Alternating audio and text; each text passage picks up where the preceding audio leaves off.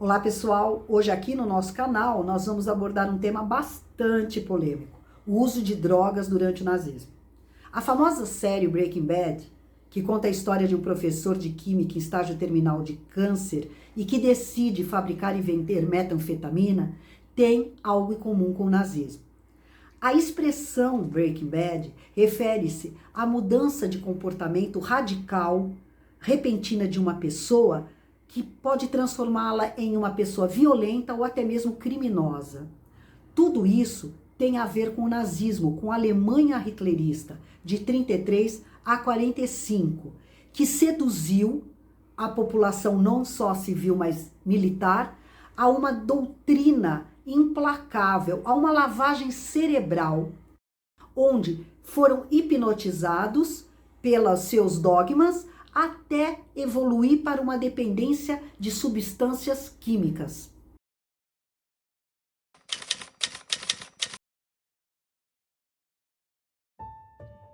No final da Primeira Guerra Mundial, houve grande evolução científica e econômica da indústria farmacêutica na Europa. Países como Inglaterra e França obtinham de suas colônias estimulantes naturais como café, chá, baunilha, pimenta, entre outros. A Alemanha, por sua vez, falida e perdendo suas posses extraterritoriais, precisou se reinventar, e partiu para o caminho da produção artificial de produtos, principalmente aqueles que tratassem seus males físicos e psicológicos, ocasionados pela derrota na guerra. Nesse período, a indústria farmacêutica alemã encontrou um terreno fértil e um mercado promissor.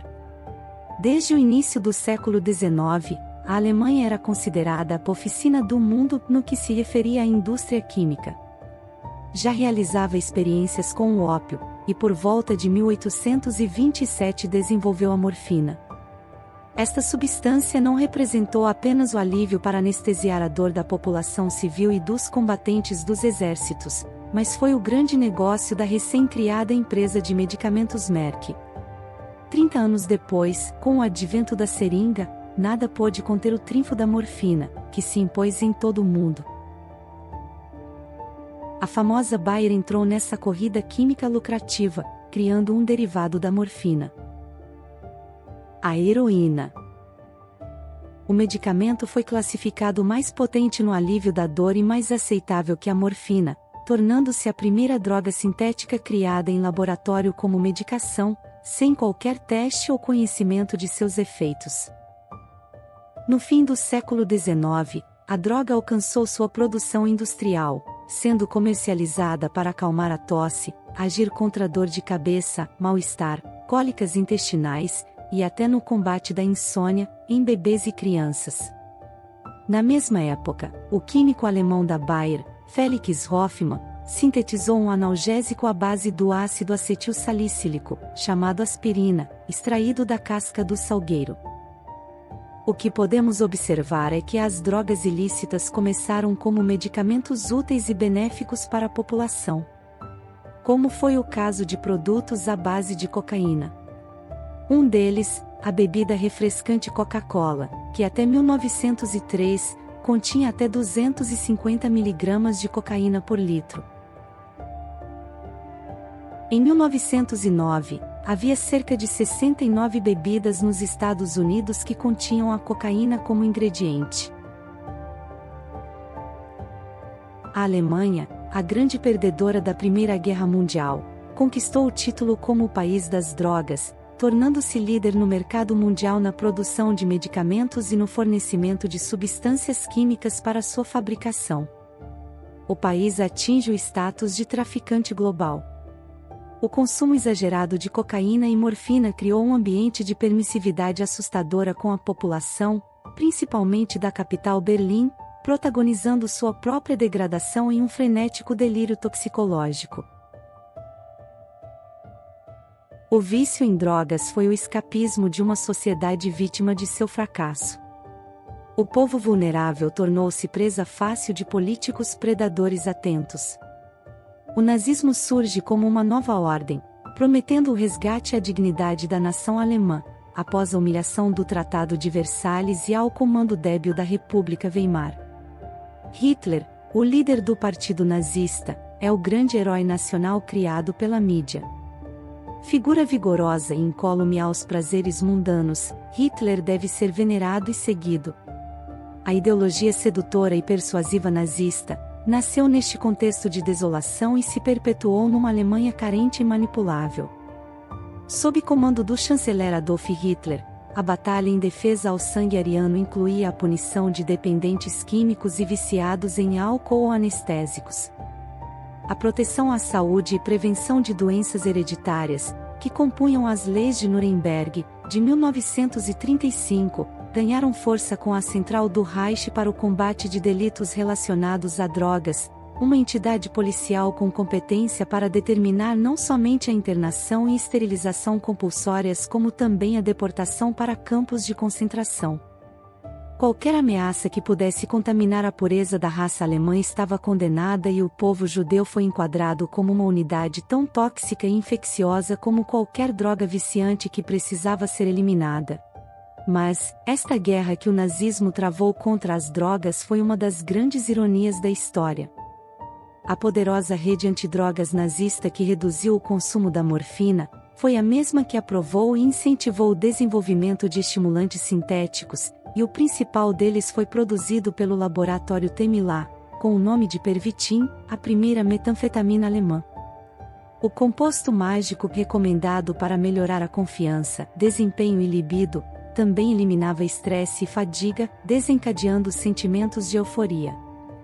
Era comercializado livremente e estava ao alcance de todos, desde donas de casas na menopausa ou jovens mães no puerpério, até na recomendação contra enjoos, fobias, alergias, depressão e principalmente encorajar soldados no campo de batalha. O Pervitin, hoje com o nome de Crystal Meth, tinha função como inibidor de sono e do apetite, possibilitando a realização de proezas inacreditáveis, como o inovador ataque Blitzkrieg, surpreendendo o mundo pela forma como foi conduzido pela sua rapidez, agressividade e resistência de suas tropas, chegando a levar soldados além dos limites de seus corpos e mentes, permanecendo até 17 dias sem dormir. Eram robôs acionando seu modo automático e que enfrentavam o inimigo com uma fúria impressionante. Os alemães tiveram em menos de 100 horas conquistas territoriais maiores do que na Primeira Guerra, em mais de 4 anos. A compulsão era descrita em cartas dos comandantes e dos soldados. O Pervitin presta serviços maravilhosos, especialmente depois das noites com ataques aéreos. Ele é o combustível que mantém o rendimento espetacular de toda a tropa.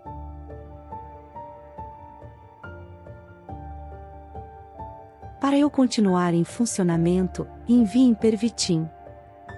Desde o seu desenvolvimento, o Pervitin estava disponível mediante receita médica nas farmácias alemãs.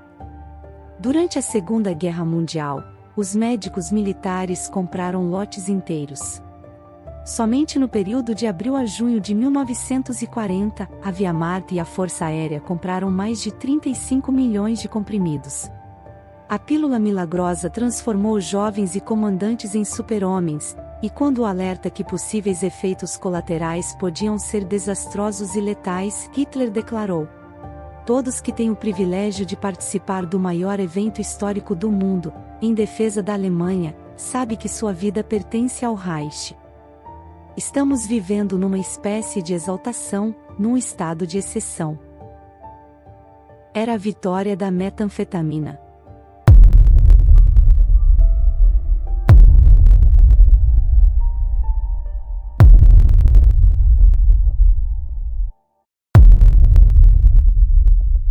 A dependência por entorpecentes não se restringia à população alemã.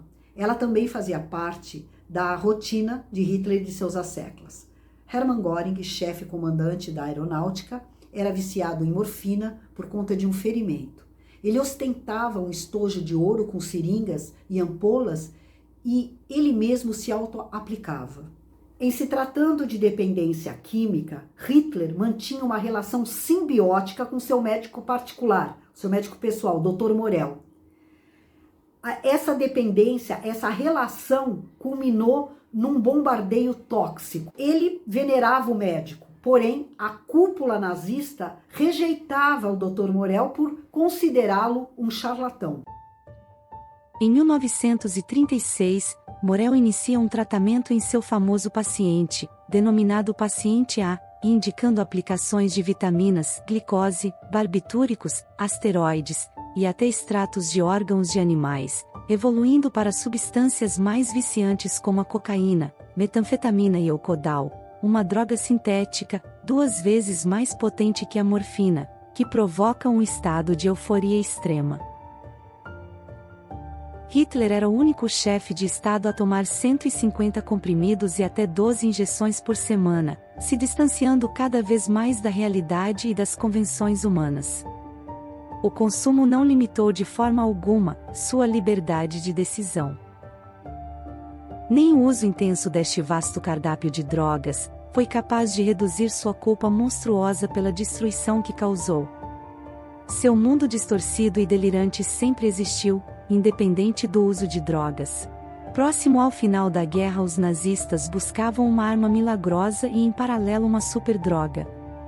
O bombástico coquetel de cocaína, pervitin e o codal provocou efeitos colaterais desastrosos, e a esperança da droga salvadora foi mais uma derrota para o Reich. Adolf Hitler cometeu suicídio em seu bunker em Berlim em 30 de abril de 1945. Nesta altura, ele dependia de 17 tipos de drogas. Hitler dopado, havia intoxicado o mundo, provocando uma overdose e destruição, manchando para sempre a história da humanidade.